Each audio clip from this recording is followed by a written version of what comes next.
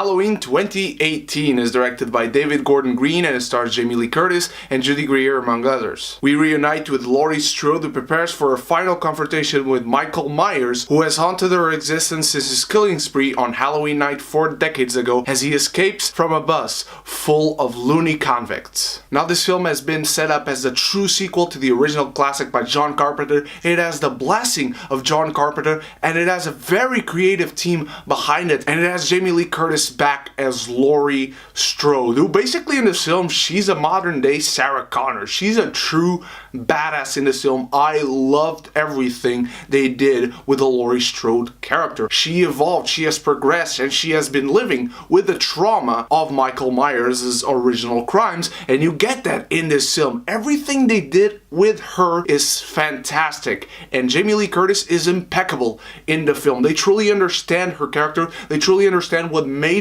the character in the original one so great, and they kept up with it. Same with Michael Myers. David Gordon Green and Danny McBride clearly understand this character. They understand that he doesn't just sit around and wait for people toying with him. He's strategic about it. Whenever he hides for a long time before really attacking people is actually something that makes sense, has a logic behind it, and again, a strategy. Michael Myers comes in this film from the very beginning like a force of nature. From his very first kill to his last kill, everything about him just works flawlessly as this brutal beast that is not human, is just inside a human body shell. And his killings in this film are damn fun. They are violent, they are gory to a point. This is not full blood splattering everywhere gore, but they are truly rated R. They are what makes Michael Myers great. They are what makes Halloween the franchise great. And there's truly some beautiful imagery in here. The way they capture the terror of Halloween night,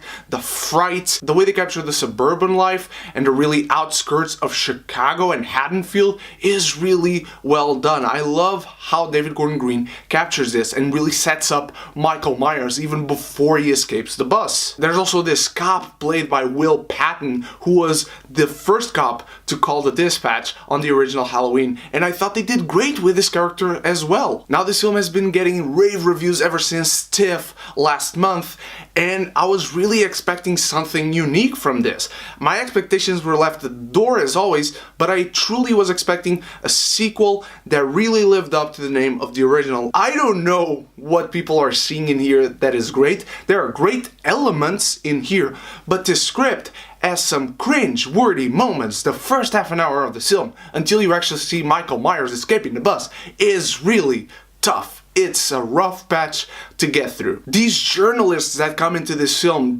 I don't like them at all. This guy who goes to Michael Myers and gives him the mask, that is absolutely triggering. No one would let you go in with that mask knowing what it would cause, possibly. Even if there's just a slight chance of things going to shit, they're not going to let you go in with that mask. And he's so forceful upon everyone he meets and upon what he wants to find out and investigate. There's really nothing to like about him. And I could say that about basically everyone we meet in this film. There's this sequence of events with Laurie Strode's granddaughter and her boyfriend, and eventually they go into this Halloween dance at their high school.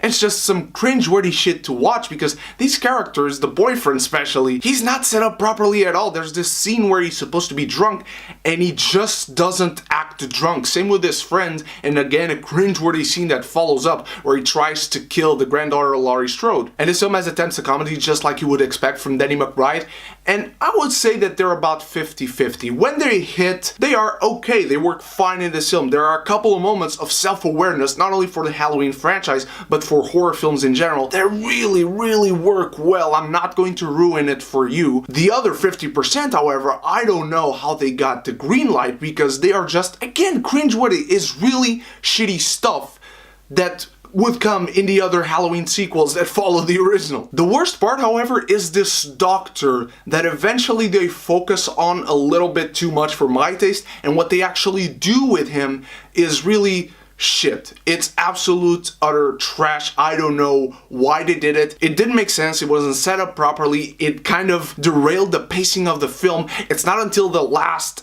fact that you truly see Halloween 100% in all its horror glory. David Gordon Green and the rest of the screenwriters clearly understand the elements that make the original one great. It's the stuff that they tried to add in that really comes across in the wrong way. They took chances that is great. The problem is most of them just didn't gel well. They derailed a lot of this film. A lot of the editing kind of feels choppy at points. And the worst parts of this film, I can maybe go with them if I watch this film a second time. None of them really derailed my enjoyment, my entertainment value of this film as I was watching it, because again, the truly great parts are great. They understand the Halloween franchise and I was happy to see that. But there are lots of issues that don't help this movie at all, and I have to give Halloween 2018 a B-.